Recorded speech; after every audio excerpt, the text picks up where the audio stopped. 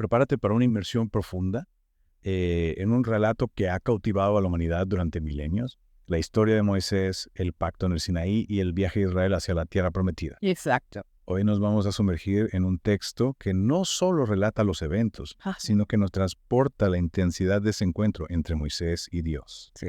mostrándonos la fragilidad humana ante la tentación y la lucha constante por vivir en fidelidad al pacto. Totalmente. Y lo que haremos en esta inmersión será ir más allá de la mera narración histórica. Vamos a intentar comprender las emociones, los desafíos y sobre todo las lecciones que esta historia tiene para ti, para tu vida hoy. Me gusta esa idea. Empecemos por imaginar la escena. Moisés, junto a Aarón, Nadab, Abiú y 70 ancianos de Israel ascienden al monte Sinaí. El texto nos describe una atmósfera sobrecogedora, un cielo que brilla con un resplandor eterno. Es como si la naturaleza misma vibrara con la presencia divina. ¿Qué te llama la atención de esta descripción? Lo que me fascina es cómo el texto apela a los sentidos. No se limita a describir lo que ven, sino que intenta transmitir la atmósfera, la solemnidad casi palpable del ambiente. Es como si quisiera hacernos sentir el peso de lo sagrado, transportarnos a ese instante. Totalmente. Y luego describe el encuentro con Dios no como una figura aterradora, sino como una presencia majestuosa que rodea paz. Sí. Y hay un detalle que me encanta. Bajo sus pies, un embaldosado de zafiro tan puro que parece un reflejo del cielo. ¿Por qué crees que el autor utiliza la imagen del zafiro? Es una lección muy interesante. El zafiro, más allá de su belleza, se asocia a la sabiduría, a la verdad, a la conexión con lo divino. Es como si el autor quisiera subrayar la trascendencia de este encuentro, su carácter único. Y lo que más me impacta es la reacción de los líderes de Israel. En lugar de sentir terror, experimentan una profunda paz. Incluso se sientan a compartir un banquete con Dios, un símbolo potentísimo de comunión. Es aquí donde la historia trasciende lo meramente histórico, se convierte en una reflexión sobre la relación entre el ser humano y lo divino. Dios no busca imponerse mediante el miedo, sino invitar a una relación basada en la confianza, la cercanía, el amor. Imagina la cena, compartir un banquete sagrado en la cima del Sinaí. ¿Cómo crees que te sentirías en presencia de Dios? Es una pregunta que invita a la introspección sin duda, pero continuemos con la historia. Tras este encuentro, Moisés es llamado a subir aún más alto a la cima del Sinaí para recibir las tablas de la ley, él solo envuelto en la nube de gloria, en un espacio donde el tiempo parece detenerse. Es como si el autor quisiera mostrarnos que hay niveles de encuentro con lo divino. Primero la experiencia colectiva de los líderes, y ahora este momento de intimidad profunda entre Moisés y Dios. Y fíjate, la nube de gloria se intensifica, como si marcara la importancia de este instante. La nube de gloria es un elemento recurrente en la historia, ¿verdad? Y su descripción nos habla de la intensidad de la presencia divina. Es como si la realidad misma se transformara. Exacto, y lo que es crucial aquí es comprender la importancia del pacto que se está estableciendo. Las leyes que Dios entrega a Moisés no son un simple conjunto de normas, sino la expresión de un vínculo, una alianza que compromete a ambas partes, un acuerdo sagrado que define su relación. Es interesante, esa idea de compromiso no es un regalo gratuito, sino una responsabilidad que exige fidelidad y obediencia por parte del pueblo de Israel. Y aquí es donde la historia humana entra en juego con toda su complejidad. Mientras Moisés está en la cima del Sinaí, abajo en el campamento, la impaciencia y el miedo comienzan a apoderarse del pueblo. Es como si el autor quisiera recordarnos que la fe no siempre es un camino fácil, que la duda y la tentación forman parte de la experiencia humana. Totalmente. Y lo que vemos en este episodio es un contraste brutal. La experiencia sublime del Sinaí y la rápida caída en la idolatría. El pueblo, ante la ausencia de Moisés, busca un Dios tangible, un símbolo al que aferrarse. Y aquí entra en juego la figura de Aarón, Que cediendo a la presión del pueblo permite la creación del becerro de oro. Me impacta imaginar esta escena, el pueblo bailando y celebrando alrededor de un ídolo, mientras Moisés en la cima recibe las tablas de la ley que representan el verdadero pacto con Dios. Es una imagen poderosa que nos habla de la tentación constante de buscar sustitutos fáciles a lo que realmente importa. Hoy en día podríamos decir que nuestros becerros de oro son aquellas cosas que nos distraen del camino verdadero, que nos prometen felicidad inmediata, pero que al final nos dejan vacíos. Es una reflexión muy interesante. Cambiando un poco de tema, me gustaría que habláramos de la reacción de Moisés al bajar del monte y encontrarse con esta escena. Claro. El texto lo describe lleno de una ira justa, destruyendo el ídolo y obligando al pueblo a beber las cenizas mezcladas con agua. ¿Qué significado tiene este acto? ¿Qué nos dice sobre el carácter de Moisés? Es un acto simbólico muy potente, sin duda, como si Moisés quisiera purgar la idolatría no solo físicamente, sino también en el corazón del pueblo. y a la vez es un recordatorio de que la santidad de Dios no puede ser violada sin consecuencias. Moisés en este caso actúa como un mediador entre la justicia divina y la fragilidad humana. Es una imagen muy poderosa, pero ¿cómo crees que se sintió Moisés en ese momento? Después de haber estado en la cima del Sinaí, experimentando la gloria divina, se encuentra con esta traición por parte de su propio pueblo. Es una pregunta que nos invita a ponernos en la piel de Moisés. Imaginemos su decepción, su frustración, pero también su amor por el pueblo al que ha guiado durante tanto tiempo. Y ese amor lo lleva a realizar un acto que en mi opinión es aún más conmovedor. Tras este episodio de Hiere Justicia, Moisés vuelve a subir al monte Sinaí, pero esta vez para interceder por el pueblo. Es un giro conmovedor en la historia, ¿no crees?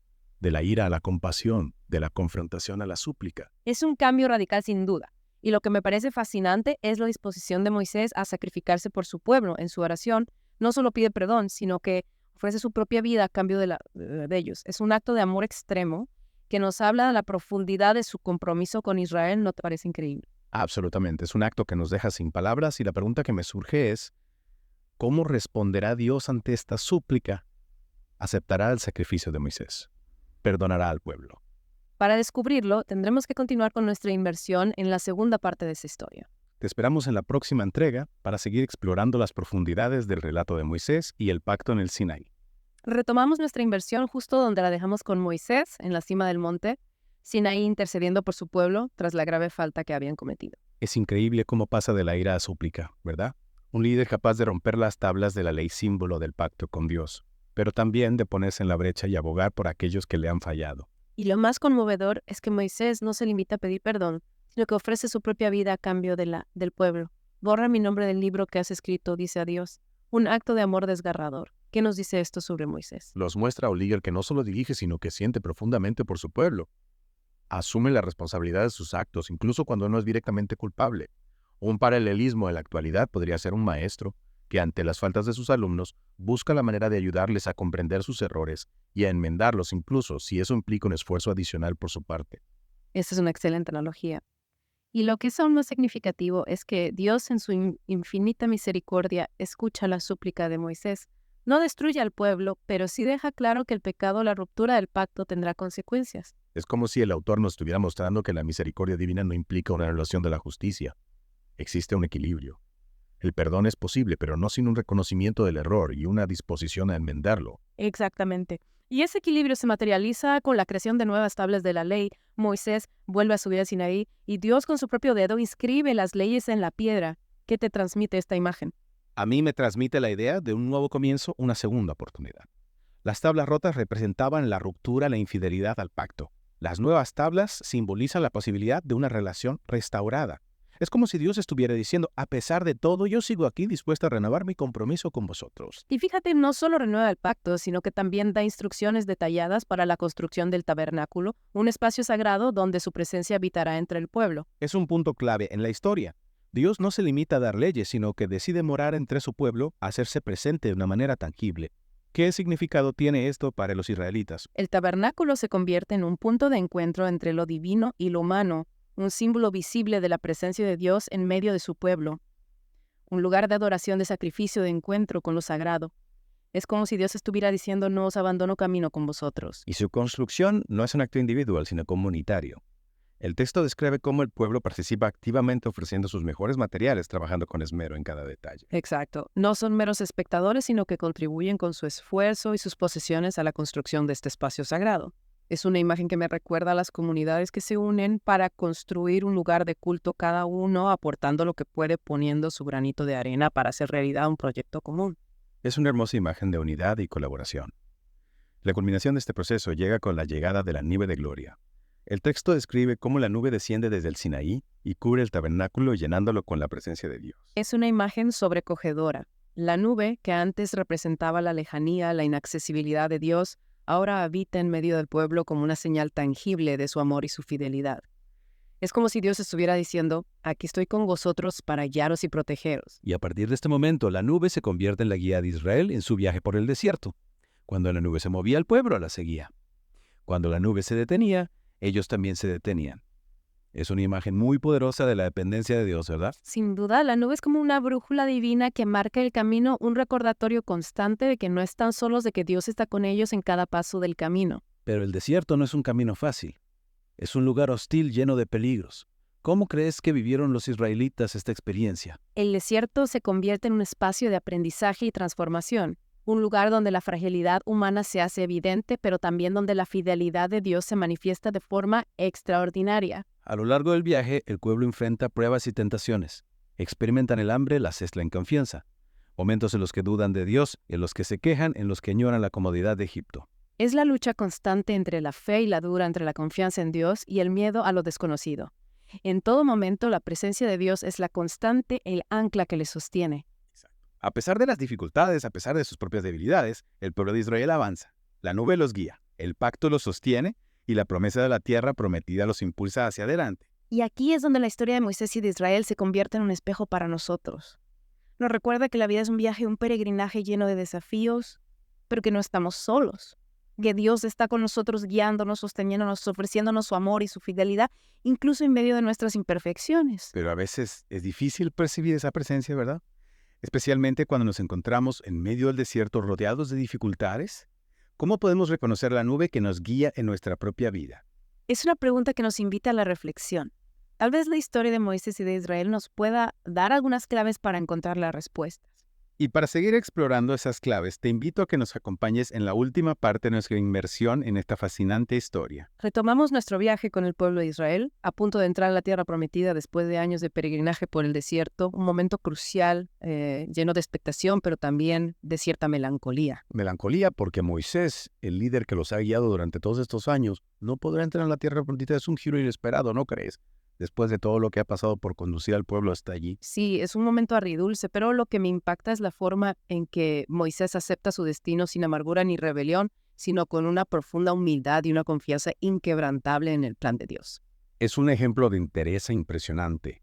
A pesar de la decepción, Moisés no se derrumba, sino que aprovecha sus últimos momentos para transmitir un mensaje vital al pueblo, un mensaje que resume las lecciones aprendidas en el desierto y que le servirá de guía en la nueva etapa que están a punto de comenzar. Exactamente, es como si Moisés quisiera dejar un legado, un testamento espiritual para las futuras generaciones, un discurso cargado de sabiduría y emoción, donde les recuerda las maravillas que Dios ha obrado en su favor, la liberación de Egipto, la provisión en el desierto, la renovación del pacto. Y no solo eso, también les advierte sobre los peligros de la idolatría, de la desobediencia, del olvido de las enseñanzas aprendidas. Es como si les dijera: no olviden lo que han vivido, aprendan de sus errores y no se aparten del camino que Dios les ha mostrado. Y en un momento culminante, Moisés les presenta una elección.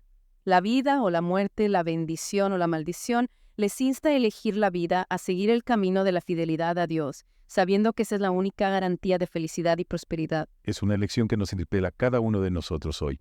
¿Qué camino estamos eligiendo en nuestra propia vida? ¿El camino de la obediencia a Dios o el camino del egoísmo y la autosuficiencia? Es una pregunta poderosa que nos invita a reflexionar sobre nuestras prioridades y nuestras decisiones.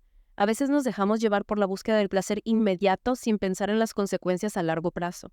Moisés, tras su discurso, bendice a cada una de las tribus de Israel y luego sube al monte Nebo para encontrarse con Dios. Y allí, en la cima de la montaña, Moisés muere y Dios mismo lo entierra en un lugar secreto. Es un final conmovedor para la vida de este gran líder. Un final que, a pesar de la tristeza, está lleno de paz y de esperanza. Moisés no entra en la tierra prometida físicamente, pero su legado, su ejemplo, su fe permanecen vivos en el corazón del pueblo. Y ahora, bajo el liderazgo de Josué, el pueblo de Israel está listo para cruzar el Jordán y entrar en la tierra prometida. Llevan consigo la experiencia del desierto, las enseñanzas de Moisés y la promesa de que Dios estará con ellos. La historia de Moisés y del pueblo de Israel es una historia épica, llena de aventuras, de desafíos, de momentos de oscuridad y de momentos de gloria, pero sobre todo es una historia de amor y de fidelidad. El amor de Dios por su pueblo manifestado en su constante provisión y guía. Y la fidelidad del pueblo, que a pesar de sus errores y sus dudas, nunca abandona la esperanza de llegar a la tierra prometida. Una historia que nos habla a nosotros hoy y nos invita a reflexionar sobre nuestra propia vida, sobre nuestras elecciones, sobre nuestra relación con Dios. Nos recuerda que la vida es un viaje, un peregrinaje hacia una tierra prometida que, en última instancia, es la plenitud de la vida en Dios. Un viaje que no está exento de dificultades, pero en el que no estamos solos. Dios está con nosotros, guiándonos, sosteniéndonos, ofreciéndonos su amor incondicional. ¿Qué te llevas de esta inmersión en la historia de Moisés? ¿Qué resonancia tiene en tu propia vida? Te invito a que te quedes con esta pregunta y que sigas explorando la riqueza de este relato milenario. Recuerda que, al igual que el pueblo de Israel, tú también estás llamado a elegir la vida, a caminar en la luz de la presencia de Dios y a confiar en que Él te guiará hacia la tierra prometida que te tiene preparada. Muchas gracias por acompañarnos en esta inmersión profunda en la historia de Moisés y el pacto en Sinaí. Esperamos que te haya inspirado y te haya llevado nuevas perspectivas para tu propio camino. Hasta la próxima.